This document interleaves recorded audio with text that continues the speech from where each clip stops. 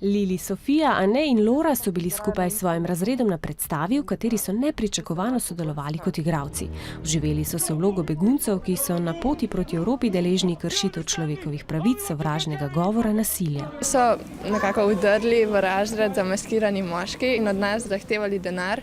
To so bili tihotapci, ki so nas odpeljali na plovbo. Med plovbo je po nas špricala voda, imeli smo zavezane oči in rešilne jopiče. Nato so jih našli policisti, jih popisali in odpeljali v begunska taborišča. Pitje, grobe besede, nepričakovani dogodki. Čeprav so se zavedali, da je vse le igra, se jih je dotaknilo. Ta nesramnost, manjvrednost, zaničevanje. Najbolj pretreslo me je, da so nekateri potovali brez staršev. Počutila sem se malo prestrašena, ker nisem vedela, kaj se bo zgodilo. Po predstavi so se srečali tudi z resničnimi begunci in prisluhnili njihovim izkušnjam. Smo izkusili na lastni koži, kaj se dogaja. To je nesramnost, nonšalanca.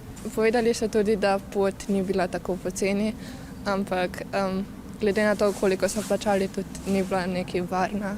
Marsikateremu so se odprle oči, dobili so drug pogled, izkazovali so sočutje, razmišljali so o tem, kako hitro ljudje podležemo lahko netolerantnim vedenjem.